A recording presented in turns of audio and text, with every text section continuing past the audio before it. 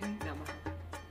শারদীয় শুভ সূচনায় দেবী দশভুজার মাহাত্ম্যকে হৃদয়ের ভাষায় বর্ণনার এক বিনীত প্রয়াস।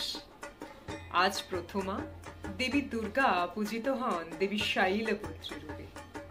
দেবী প্রকৃতির বুকে স্থিত প্রকৃতি তত্ত্বের প্রতিমূর্তি। যেখানে আছে মাতৃগন্ধ, শিকড়ের টান, সেখানেই তিনি স্থিতির প্রতীক, জীবনের ভিত্তি।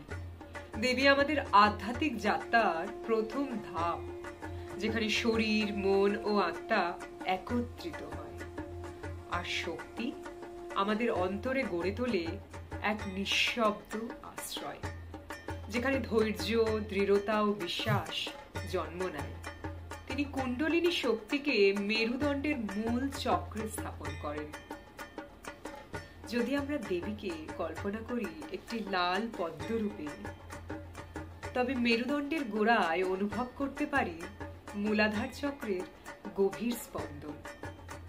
এই ধ্যানের সময় যদি শ্বাস প্রশ্বাস ও পৃথিবী মুদ্রা আমাদের অন্তরের স্থিতি ও সংযোগকে আরো গভীর করে তোলে।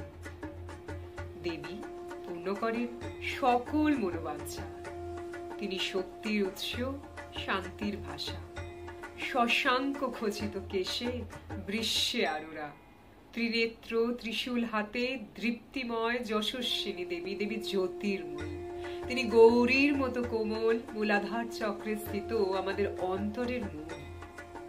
ত্রিনেত্র রত্ন মুকুটে শোভিত, পটাম্বরে আবৃত, অলঙ্কারে ভূষিত। তার মুখে আছে প্রসন্নতা, অন্তরে কোমলতা, গলায় কান্তি, স্নেহময় মুখ। আমি ধ্যানস্থ হই দেবীর এই রূপেই। ওম শ্রীমাত্রে নমঃ। গুরুভ্যে নমঃ।